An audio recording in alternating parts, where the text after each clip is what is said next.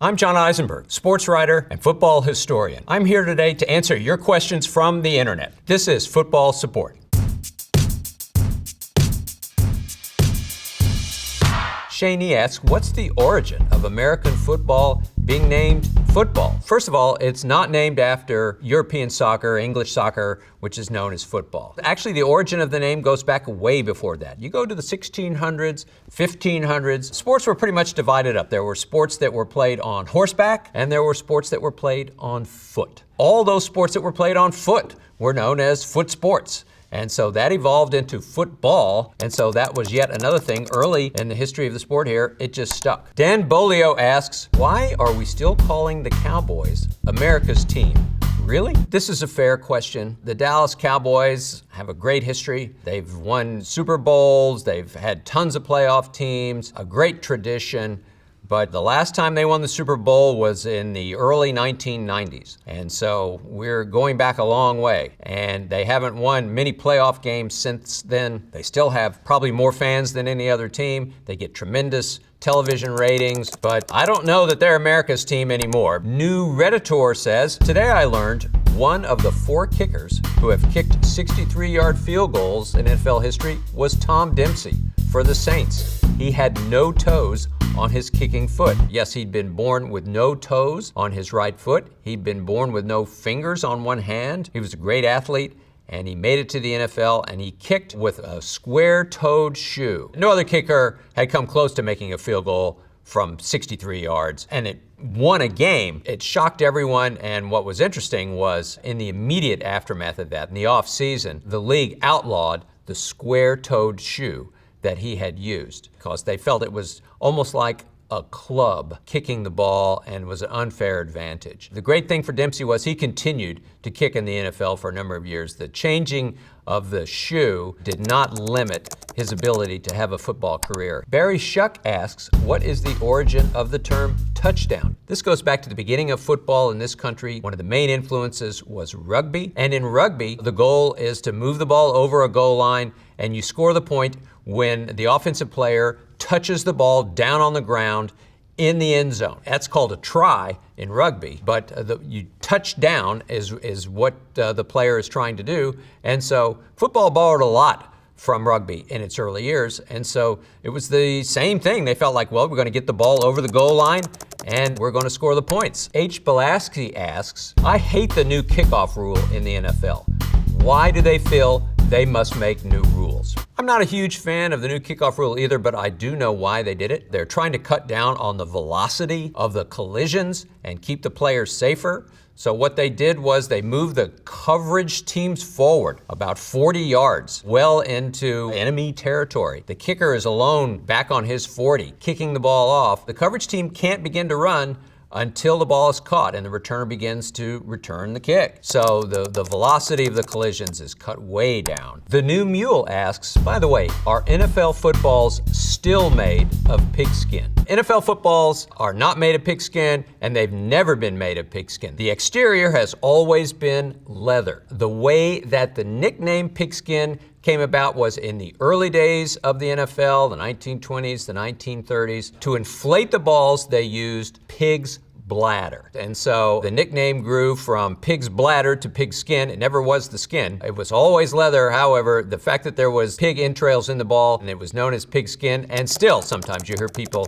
call it pigskin. Severianism asks, what have been the most impactful rule changes in NFL history? Unlimited substitutions. That rule came into existence in 1950. Before that, there were great limits on when players could come off the field. As a result, you had guys playing both ways. If you were the quarterback, you were also a defensive back. If you were an offensive lineman, you were also a defensive lineman. When the NFL went to unlimited substitutions in 1950, completely changed the nature of the game. It brought in specialization. You could just be a defensive back, or you could be a tight end. And so what that really created was separate units as well, offense and defense.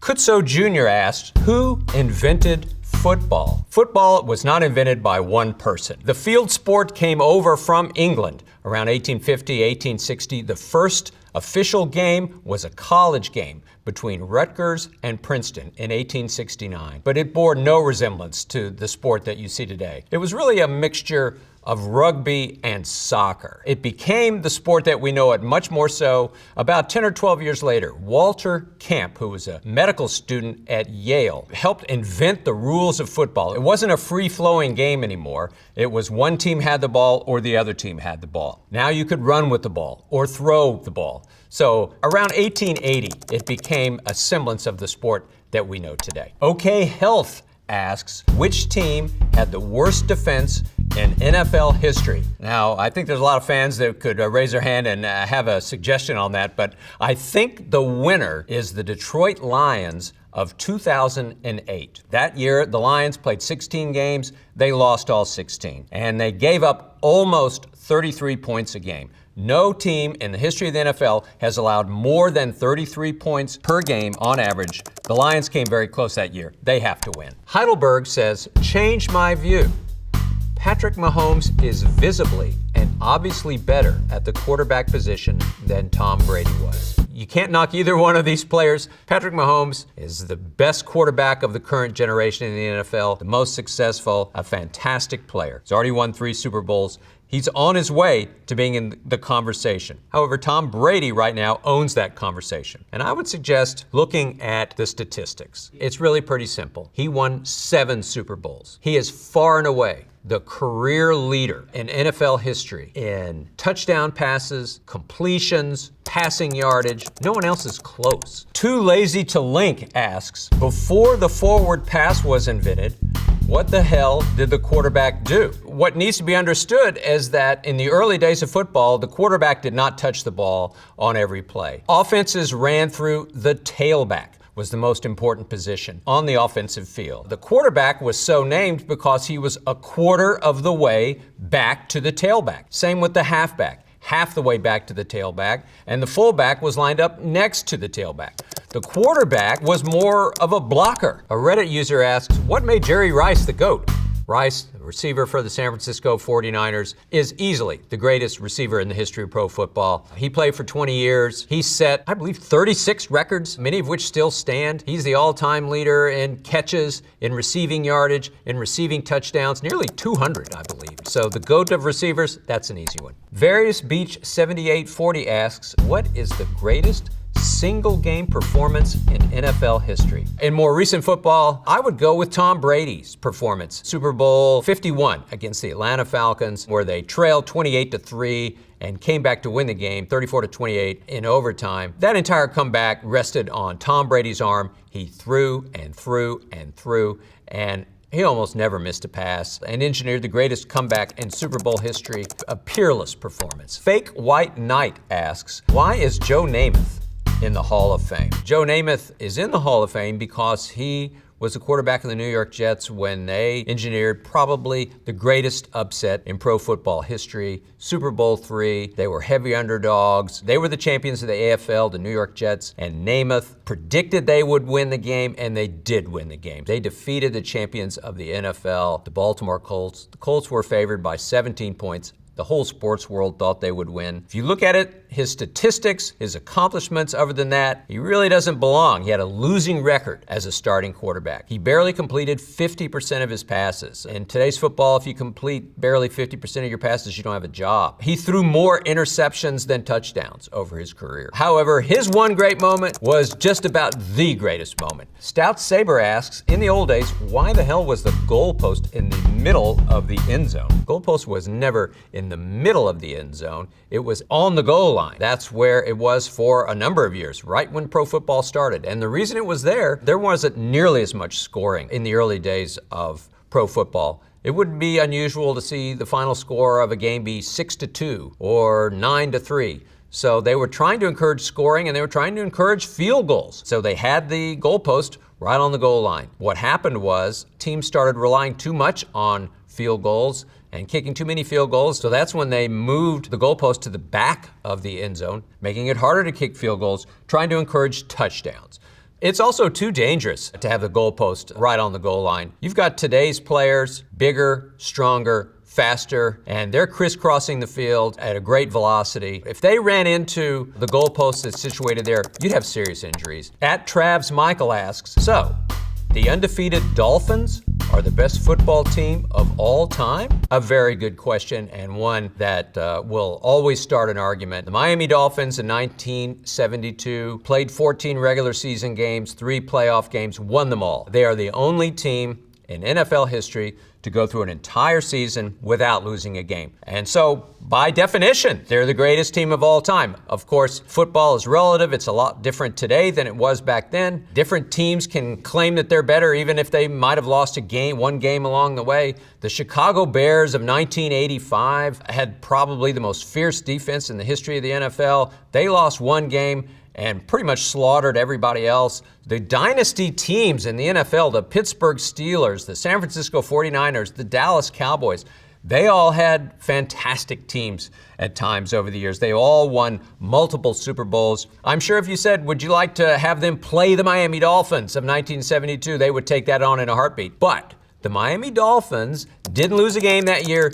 They get to brag. At Content Lawyer asks, how has technology changed the way football is played in the NFL? The fact that there's so much more video in our world now certainly has changed pro football, as it has everything else. Anytime you're watching a game, you see players on the sidelines. As soon as they come off the field, the quarterback's oftentimes looking at a tablet going over what they did. You have coaches, defensive coordinators, offensive coordinators who would rather be in the press box than down on the field because they have access to much more video. I would argue that technology hasn't changed pro football as much as it has other aspects of our world. GPS technology, for instance, could easily be used to determine whether a team has gained 10 yards in 4 downs and gets a first down. When they bring those chains out for a measurement, it is still an imperfect science. The reason why we're not seeing GPS technology in football has never been really explained. The NFL has a great thing going. The simpler, the better in some respects.